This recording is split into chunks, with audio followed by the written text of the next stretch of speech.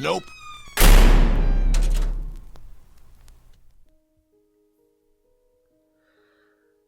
Okay, holy shit.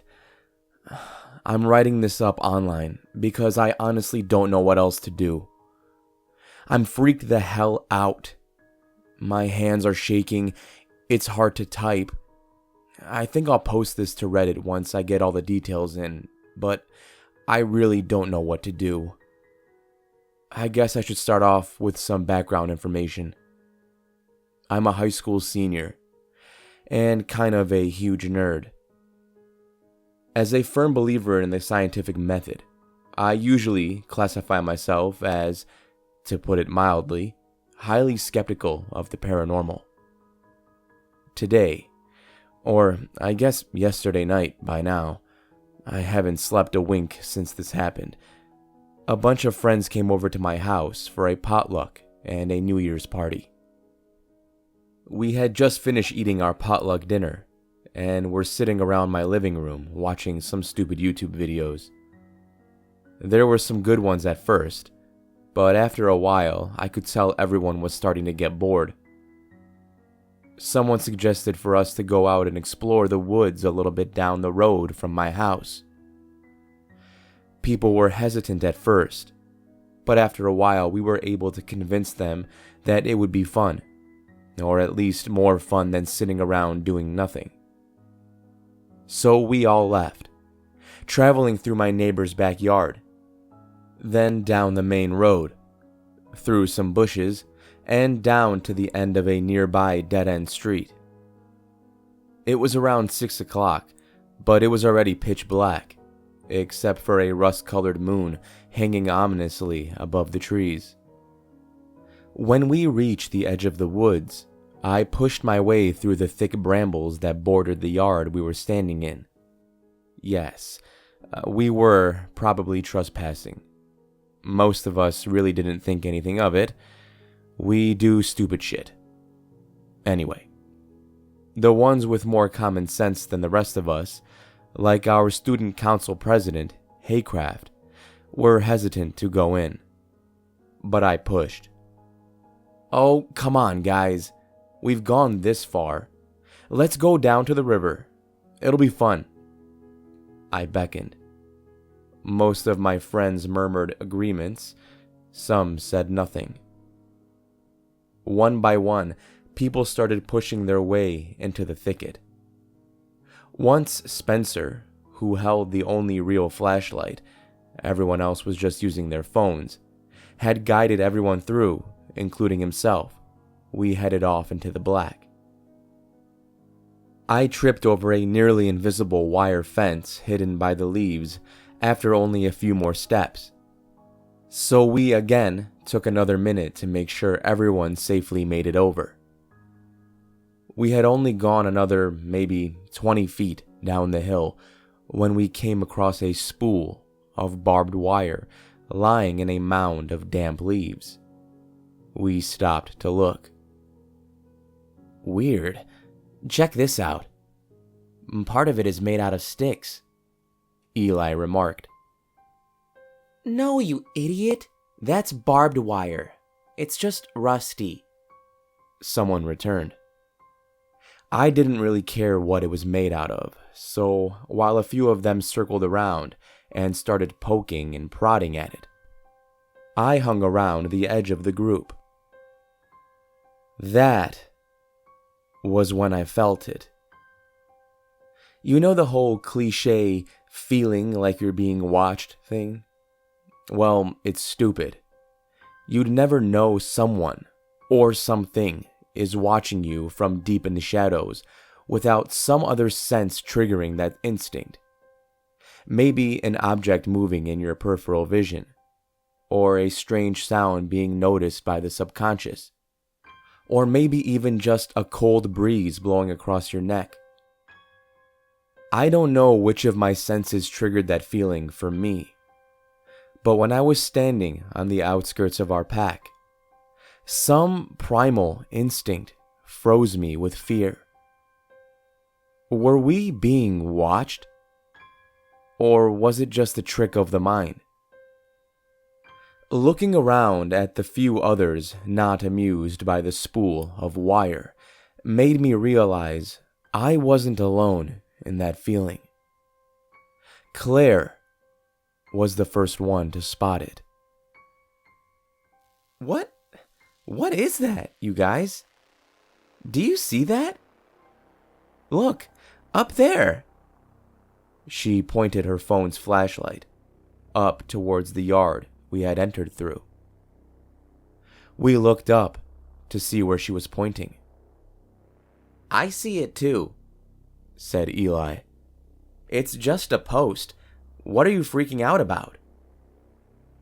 Silhouetted against the moonlit sky was a figure leaning against the yard's picket fence.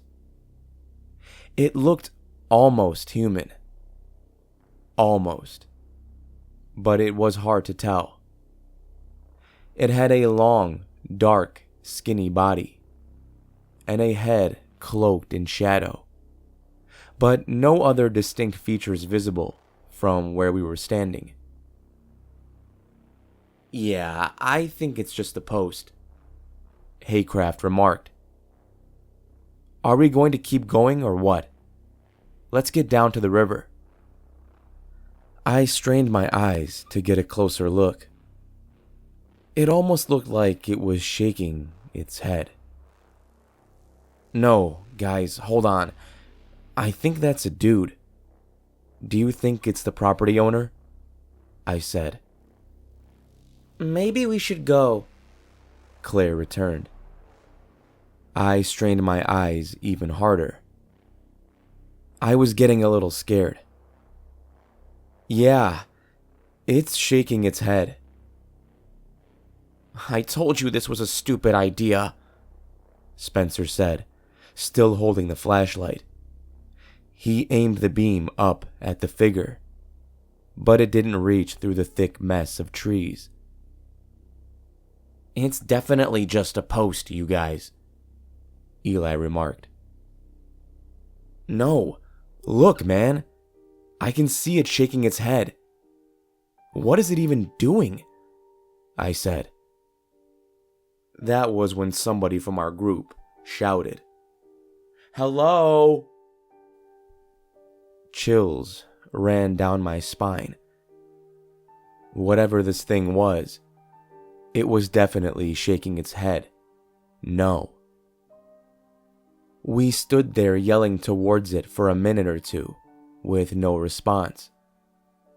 It just shook its head, back and forth, back and forth, back and forth. Still unmoving, waist leaning against the top of the fence post, eerily silhouetted against the moonlit sky. And then, it took a step towards us. It had long, skinny black legs, too long to be human. I caught a glimpse of its teeth. This creature grinned a wide, sinister smile. Its eyes were as wide as the full moon above, massive and unblinking. With a collective gasp, our group went silent. It took another step. Turn your damn lights off. Let's go, I demanded. All I could hear was heavy breathing. Shit. Let's go. Now. Watch for the wire fences. Keep your damn lights off. Let's go. We split and started bolting through the woods. I somehow managed to miss the wire fence without tripping, and sprinted through the thicket, coming to a stop at the corner of the picket fence, opposite to where the figure was standing. I looked back to check on the others, but everyone was still masked by darkness. The figure was obscured from sight by the tall, spiked tops of the fence posts. Claire and Patrick were the only others who had kept pace with me. They both emerged from the woods a few seconds after I turned around. We crouched together by the fence, waiting for the others. "How tall is that dude?" I whispered nervously. He was taller than the damn fence. What the hell? There was this noise, unlike anything I had ever heard before. Something low, dark, and sinister, like the moan of some hellish foghorn, calling out with the might of 10,000 damned souls. Images from a documentary I'd watched the night before flooded into my mind. The golden eyes of a lioness stalking her prey from the bushes. The startled call of the antelope as it fell. The mangled body that was left behind. A chill ran down my spine. Patrick's eyes grew wide with fear. He grabbed my arm. "I'm not waiting around here any longer. Let's run, now. We'll meet the others back home or something. I saw that thing move when we started running." We took off and hauled ass through the yard. I didn't look back until we were home. We were all terrified. Both of my parents had already gone to bed, so we just waited on the back porch, anxious for the return of the rest of the group. We exchanged very few words over the next hour. People slowly started trickling back to the house. Haycraft, stone-faced, joined us at the table. Then Lily. Then Spencer. He had lost his flashlight somewhere along the way, and his clothes were covered in mud. He looked like he'd crawled out of the woods on his stomach. We continued in silence, anxious for the rest of the group to return. At midnight, Eli was still missing.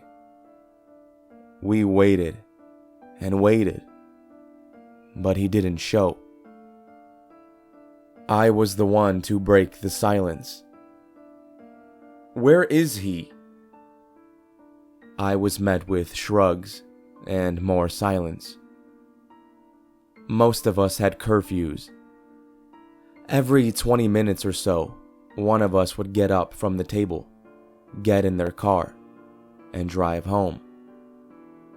The minutes ticked by into hours.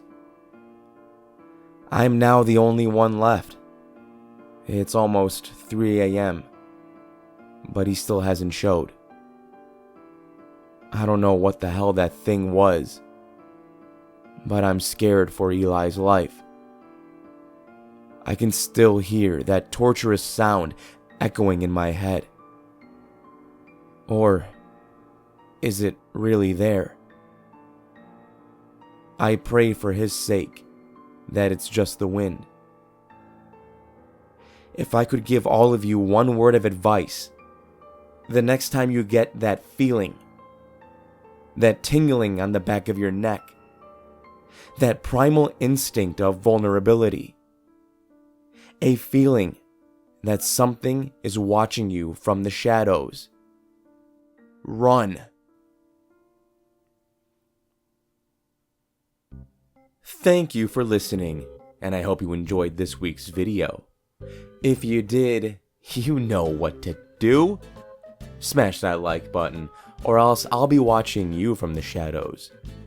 Actually, I'm probably going to be watching you anyway, because you be looking fine right now. I see you, don't worry. Just keep looking at your screen, don't mind me. If you liked this story and want to learn more about the author, I will leave a link down below. Shout out to that author, Reddit user Airwhales. I might be pronouncing that wrong. Check out the link below if you're interested. Until next time, everybody, remember to stay safe out there. I'll be seeing you in the next video.